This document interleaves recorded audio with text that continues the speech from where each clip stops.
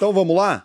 Bom, nesse vídeo aqui a gente vai conversar um pouquinho mais sobre uma coisa que eu falo aqui há muitos anos, né? Sobre o motivo de eu não investir em empresas estatais e a verdade por trás desse mito que foi criado aí. Bom, quando eu comecei meu canal, lá em 2019, eu fiz alguns vídeos aqui onde eu relatei que eu não invisto em empresas que têm participação majoritária do Estado, ou seja, empresas que são controladas pelo governo. E por que isso, né? Isso tem a ver com a forma como essas empresas são tratadas, a forma como essas empresas funcionam. Você imagina o seguinte, olha, agora quem é o presidente da República é o Lula. Pode ser que na próxima eleição, daqui mais 2 anos, a gente tenha uma eleição entre Lula e, vamos supor, sei lá, o Tarcísio ou o Ronaldo Caiado. Daí agora o novo presidente do Brasil é o Ronaldo Caiado ou o Tarcísio, que tem uma visão completamente diferente. Esse presidente da República, ele vai indicar quem é o presidente da Petrobras, quem vai ser o presidente do Banco do Brasil e dessas empresas. Normalmente, quando esses políticos fazem isso, você acredita que eles fazem com a intenção de melhorar essa empresa ou com a intenção de utilizar politicamente aquela empresa durante 4 anos de mandato?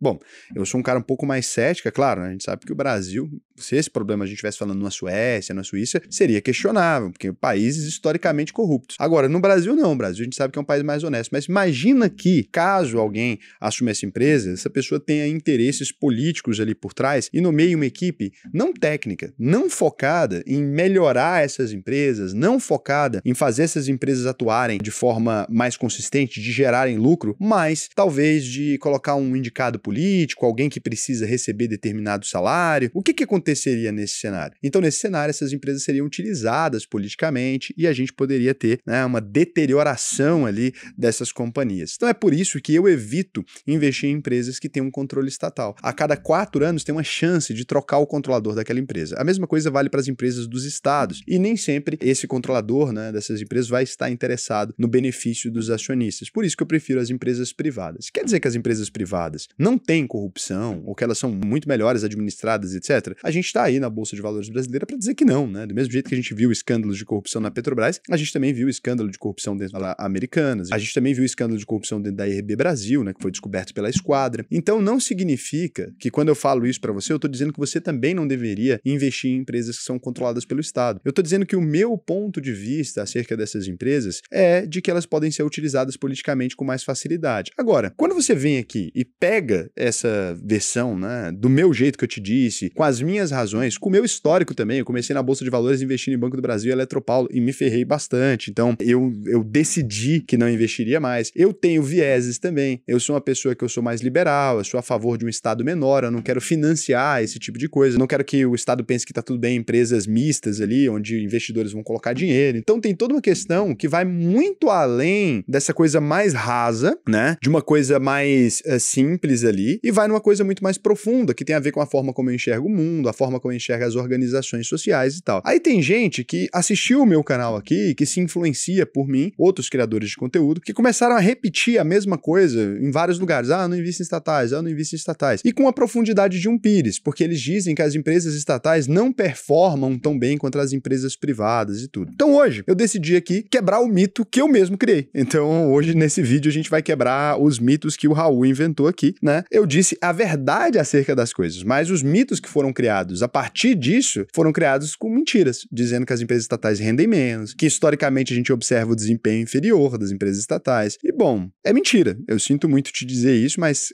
se você acompanha algum influenciador, etc., que te disse isso, ele pegou o que eu disse que era uma verdade, que era a minha opinião, e transformou isso em uma meia-verdade. Porque, por exemplo, se você vem aqui, ó, Banco do Brasil, nos últimos 10 anos, com aporte inicial de R$1.000, investimento de R$100 mensais. Ele tem aqui, ele registrou, né, um total final de 52.940. Se a gente fizer a mesma coisa com o Itaú, né, olha que interessante. Então, se você fizer a mesma coisa com o Itaú, simula investimentos, ó, você vai ter 24 mil. Se você fizer isso com o Santander, você vai ter 20 mil. Então, se você fizer isso com o Bradesco, você vai ter 15 mil. Bom, então o Banco do Brasil foi o banco que nos últimos 10 anos, por exemplo, e nos 20 também você pode fazer, ele foi o que melhor remunerou os acionistas ali. A mesma coisa a gente poderia dizer, por exemplo, das companhias elétricas. Se a gente pegar, por exemplo, Taê, que é controlada pela CEMIG, né, que é uma empresa estatal também. Então, se a gente vem aqui, por exemplo, Taê, nos últimos 10 anos, 34.421, investindo, né, R$1.000 lá no começo e tal. E se a gente pegar Engie, né, que é a EG3, que é uma empresa completamente privada, a gente vai vir aqui e você vai ter um resultado de 23 mil, bem pior. Se a gente pegar, por exemplo, a SAPR4, que é Sanepar, né, e comparar aqui, você vai perceber, por exemplo, que ela também, né, sendo uma estatal, teve um resultado de 55 mil. Então, as empresas de utilidade pública e estatal estatais estão performando bem melhor. A gente poderia fazer a mesma coisa com Petrobras, com várias outras empresas, né?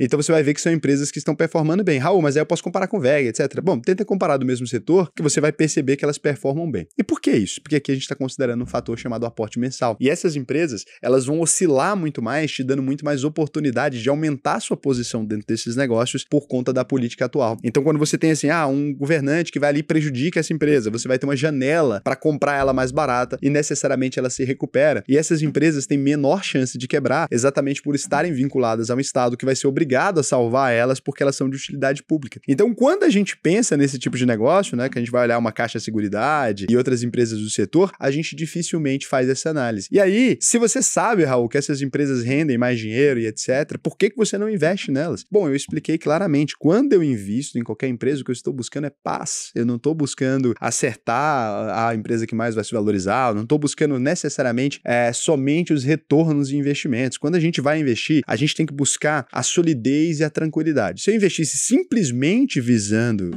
o lucro ali, eu acredito que eu teria muito mais empresas estatais na minha carteira, principalmente porque considerando o fluxo dessas empresas, pode acontecer delas se privatizarem. E daí os seus ganhos ali, como o mercado tem essa impressão, eles se multiplicariam por 4, 5 de uma vez só. Que foi o caso da Sabesp, né? Por exemplo. Então, investir em estatais, Raul, é ruim necessariamente? Não sempre, né? Acabei de mostrar aqui para vocês que financeiramente não é o pior exemplo de todos. E não só eu sei disso, como falo disso há muito tempo para vocês. Vocês vão ver que eu falei de empresas baratas. Eu sempre coloco estatais nessas carteiras de empresas baratas quando eu vou aqui falar disso para vocês. Isso vai me fazer comprar ações de empresas estatais? É óbvio que não. Mas eu acho que se eu fosse você, eu avaliaria isso sobre o seu prisma, né? Se você não tem um prisma ideológico ou realmente essa sensação de que essas empresas são perigosas, ou essa sensação de que você não quer se irritar acompanhando resultados ali, quando um político assumir e talvez deixar elas meio na bad por uns anos ali, você deveria sim ter empresas estatais na sua carteira. O importante é a gente enxergar as coisas de um ponto de vista crítico. Quando eu fiz esses vídeos lá no começo do canal, lá em 2019, 20, eu ainda não compreendia bem a dinâmica do YouTube. As pessoas não estão procurando alguém que vai ensinar elas estão procurando alguém para seguir cegamente. Então é uma espécie de guru. Aí, por exemplo, eu falo para você, olha, eu não sou um grande fã, por exemplo, de doces. Eu não gosto de chocolate, etc. Significa que doces são ruins? Lógico que não. Não. O que eu disse nesses vídeos todos foi, eu não invisto em estatais. Eu nunca disse pra você, estatais são empresas horrorosas, você não deveria investir em estatais. E aí uma parte daquelas pessoas fez um telefone sem fio com isso. Olha, o Raul disse isso, eu tô criando meu canal agora, não entendo de investimentos, eu vou repetir a mesma coisa como se eu fosse um papagaio. E aí as pessoas foram repetindo, e isso virou uma bolha, virou um negócio que hoje em dia no YouTube é quase uma verdade absoluta. Você pode falar que ninguém te questiona com relação a isso, porque tem um grupo de pessoas ali que hoje em dia se estende muito além de mim, né? Já foi outras pessoas falando, com diferentes teses, com diferentes coisas ali, com diferentes argumentações. Eu prefiro partir do princípio que vocês sempre questionem aquilo que eu digo, né? Então eu achei que isso aqui seria uma coisa que vocês fariam, achei que vocês iam fazer um estudo baseado nisso e chegar na sua conclusão. Mas você só não investe por motivo ideológico, coisa assim, ou questão de longo prazo te dá o... Não, por ideologia, porque eu não quero me estressar, eu não quero ficar acompanhando os relatórios dessas empresas e ficar sofrendo ali, porque agora o político X ganhou, daí você vai ficar 4 anos vendo a empresa ser dilapidada, etc. Então, tem uma relação do meu método de investimento que eu busco a tranquilidade. Eu não tô buscando os maiores retornos, eu estou buscando não ter que abrir o balanço, eu tô buscando evitar ter que analisar cada trimestre ali isso com sofrimento, né? Eu tô buscando a tranquilidade financeira, que é diferente de buscar ganhos financeiros. Por exemplo, um concurso público te dá tranquilidade? De certa forma, sim. Sim, dá tranquilidade. Diferente de um emprego de autônomo, muitas vezes, que tem uma comissão maior. Então,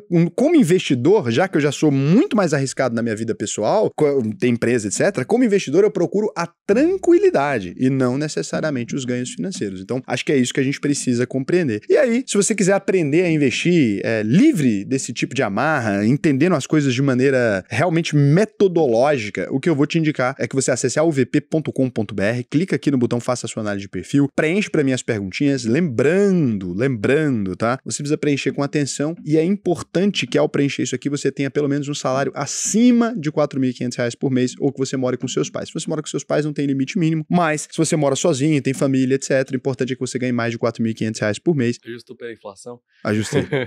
Mais de R$4.500 por mês e que você tenha aí, pelo menos, né, esse retorno. Porque se você ganha 10, 20, 30 mil, a UVP tem uma plataforma própria. Só de ter conta na nossa plataforma, você já vai se distanciar da maior parte das pessoas, já vai ter uma boa rentabilidade. Então acessa lá que vai ser legal. E eu quero responder algumas perguntas aqui, porque eu sei que vocês adoram quando eu respondo pergunta, mesmo que às vezes dê problema isso de responder pergunta, porque às vezes vocês ficam bravos comigo quando eu respondo as perguntas do jeito que não é o que vocês queriam. O Aprendendo Sempre falou: desculpe, Raul, mas é bem deselegante diminuir alguém pela sua forma de escrever. Conheço pessoas que têm o primário e são riquíssimas, mas eu não desmereci ninguém pela forma que a pessoa escreveu, não. Achei desnecessário dizer que não pode falar sobre política se não sabe escrever. Não disse isso.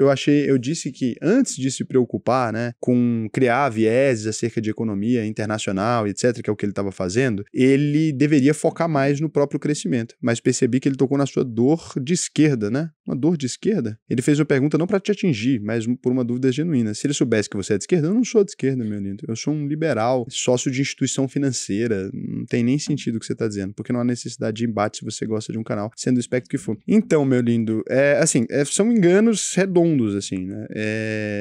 O Brasil tem uma dificuldade muito grande com essa coisa. Então, vamos lá. Eu faço críticas aqui, contumazes, né? Toda semana. Faço críticas aqui contumazes ao Lula, ao método de governo do Ministério da Fazenda, né? Sobre tudo isso. Defendendo a política do Banco Central, defendendo políticas mais liberais na economia. Faço isso há muito tempo. E o que eu não gosto é de uma simplificação, principalmente por gente que não gosta de estudar, dos conceitos, que é o mesmo problema que você está sofrendo. Então, assim, não dá pra gente discutir com quem não gosta de estudar. Só ficar simplesmente falando uma groselha, uma besteira, isso não melhora a discussão política, não valoriza a discussão política em nada. Aí você não tem, muitas vezes, nem ali a capacidade de escrever um texto, e aí você quer imputar, igual você está fazendo aí, esquerda, direita, e aí vai para uma discussão muito rasa. Então o que eu não gosto é exatamente de discussões rasas. Eu gosto de uma coisa mais profunda, onde a gente consiga compreender o mínimo. A pessoa que não sabe a diferença, por exemplo, como você, entre um liberal e que defende a liberdade econômica, que é o oposto da centralização econômica ou da planificação da economia, que é o que a esquerda defende, e a esquerda radical também, você não tem capacidade pra discutir esse tipo de assunto. Daí o que eu não gosto é discutir assunto com quem não tem capacidade. É como se eu fosse médico, cirurgião cardíaco, e alguém me fala, não era melhor arrancar essa veinha que tá saindo do coração? Não, não. Cara, que é isso? Você não estudou o mínimo, talvez valha a pena você estudar antes de discutir. E não é elitismo nem nada. Vou discutir um assunto, vou acusar alguém de ser algo, o mínimo que eu tenho que fazer é estudar antes, entende? Porque senão corre risco de você contribuir com a idiotização do discurso, que é o que a gente faz muito no Brasil, e eu não gosto disso mesmo, eu acho um assunto chato. É a mesma coisa de você chegar no seu primeiro dia de academia e chegar num bombado e falar, você tá fazendo errado. Tá fazendo errado o exercício? Tudo bem, mas você nem estudou, cara, você pesa 30 quilos, daí você quer discutir comigo isso, é isso que eu não gosto. Então pra eu poder conversar com alguém sobre isso, eu gostaria, não precisa concordar comigo, né? Eu gostaria somente que a pessoa fosse capaz de compreender aquilo. Pode ser um crossfiteiro e um cara que é bodybuilder ali, os dois trocando ideia? Pode ser, os dois vão chegar numa discussão, mas os dois com percentual de gordura de 14%. Eu não discuto exercício físico, não compreendo, né? Então é isso. É só porque vocês acham que toda opinião é válida, e isso é a primeira infância da discussão. Não, nem toda opinião é válida. Tem gente que é burro, não é por causa disso que eu tenho que ficar ouvindo isso. Não, é a forma respeitosa, é ouvir todo mundo, não, né? Se alguém tá falando merda, a pessoa tem que saber que tá falando merda. Um minimalista rico pergunta, eu invisto 30% do meu salário todo mês. Costuma chegar ali perto dos R$1.000 mensais, porque trabalho com CLT e faço bico de garçom. Parabéns, cara. Você sempre fala que a UVP é pra quem tira mais de 4K por mês. Então, no caso, pra mim, não seria uma boa ideia, mesmo eu tendo um aporte considerável, é que meu salário é 2.500. Então, sendo o seu salário e o bico, tudo, né, com a sua renda desse jeito, então você tá mentindo sua renda. Você percebe? Porque, olha só, é que você tá se enganando. Aí é diferente, ó. Só você falou, eu invisto 30% do meu salário, que chega a perto dos R$1.000, né?